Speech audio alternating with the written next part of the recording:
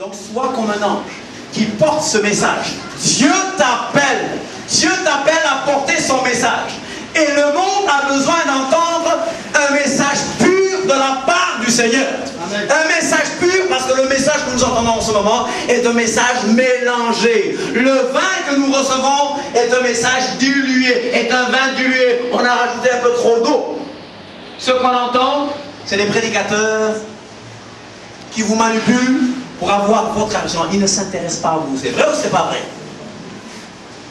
Hello, répondez-moi, aidez-moi quand même. C'est vrai ou c'est pas vrai? Il y a des gens qui vont, il y a des prédicateurs qui peuvent aller chez toi pour te dire, voilà, donne-moi ça pour l'œuvre de Dieu. Ça va dans sa poche. J'ai un ami en Belgique qui m'a dit, écoute, j'avais une belle voiture de sport au Congo. Et tu sais qui voulait m'acheter? Un pasteur. Mais je me suis dit, mais qu'est-ce que le pasteur va faire? Un pasteur peut avoir une voiture de sport. Mais sincèrement, il ne faut pas que ça soit avec l'argent des dîmes et des offrandes. Prenons cet argent-là, investissons cet argent pour la proclamation de l'évangile, pour implanter des églises apostoliques, des églises évangéliques et apostoliques. Alléluia! Alléluia! C'est vrai ou c'est pas vrai? Pas des églises de spectateurs, Ruth. Pas des églises de chauffeurs de banc. Écoutez, cherchez dans le Nouveau Testament, vous allez voir. Le mot église paraît 114 fois. Tu le sais? 100, tu le savais? Ah, il sait tout lui. 114 fois. Et aucune fois, on ne parle d'église dans le sens de bâtiment. Hello? Maintenant on dit je vais à l'église. Qu'est-ce que c'est que je vais à l'église? L'église ne peut pas être un bâtiment. L'église c'est nous. Je ne peux pas aller à quelque chose que je suis déjà. C'est vrai ou c'est pas vrai? Ça n'a pas de sens. L'église c'est nous. Eh les gars, l'église c'est moi. Quand je suis arrivé, on m'a dit l'eau rentre partout. Je suis triste. On a investi tellement d'argent. Ça a été mal fait. Mais n'oublions pas que l'essentiel du message, c'est que l'évangile soit prêché. Il y a des gens qui sont dans de très beaux temples aujourd'hui, mais je vous dis qu'ils n'ont pas l'esprit, ils n'ont pas l'onction que vous avez. C'est vrai ou c'est pas vrai? Et d'ailleurs, les plus beaux temples sont des temples où on n'adore pas vraiment Dieu de la manière apostolique et évangélique. Vous le savez, n'est-ce pas? Hey, vous savez dire Amen quand même. Amen. Un peu plus d'Amen, n'est-ce pas? Amen. Amen. Je ne fais plus de discours. C'est parce que je vous visite que je parle. Ma sœur, prends ce message très au sérieux. Réponds cette parole. Réponds cette parole. Où tu vas, réponds-la. Cherche, prêche ta parole en toute occasion. Favorablement. Donne-lui un bon micro. Parce que la parole de Dieu, elle doit bien sortir. Donne-lui un bon micro. N'est-ce pas? Ça, c'est bon que je lui donne un bon micro.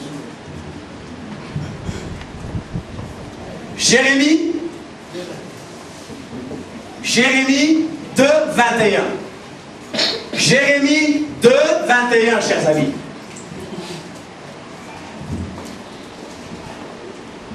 Je lis la parole de Dieu. Je t'avais planté comme une vigne excellente. J'ai un grand défaut. J'ai tendance à arrêter les gens pour commenter, d'accord? Je t'avais planté. Ici, donnons le vrai contexte. Dieu parle à Israël, c'est vrai. Dieu parle à Israël. Mais nous allons transposer cela à l'Église. Parce que nous sommes Israël de Dieu. Vous le savez, nous sommes le vrai Israël. Les vrais Juifs, c'est nous. D'accord?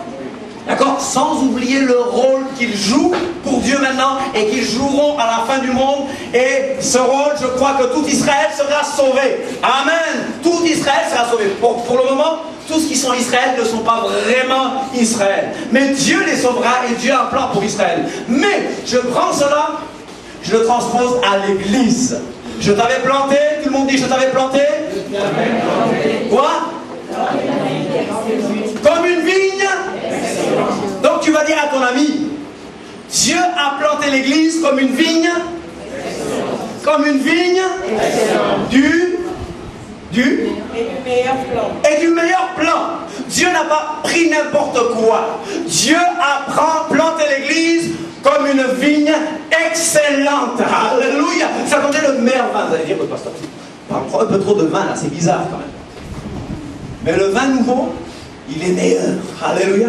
Le vin nouveau, il est meilleur. L'évangile, c'est toujours le vin nouveau. L'évangile, il ne faut même pas le mettre dans de vieilles outres parce que ça casse les vieilles outres. Nos structures, n'est-ce pas? Nos structures, nos institutions que nous avons inventées. Je t'avais planté t'avais planté comme une vigne excellente. Excellent. Dis à ton voisin, Dieu a planté l'église comme une vigne excellente. Du meilleur Blanc. Qu'est-ce qui s'est passé, ma soeur? Comment as-tu changé? Comment as-tu changé? Oh Église, comment as-tu changé? Dégénéré? T'es quoi? Dégénéré? Quoi? Dégénéré? Ah, c'est une femme fidèle là, elle répète. Elle obéit, n'est-ce pas? Dégénérée. Et nous? En une vigne étrangère. En une vie étrangère. L'église de Dieu est devenue une vie étrangère. En tout cas, une bonne partie. La majorité de l'église, l'église officielle, est en fait une vigne étrangère. Chers amis,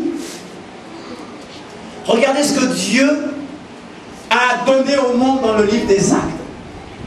Une église du meilleur plan.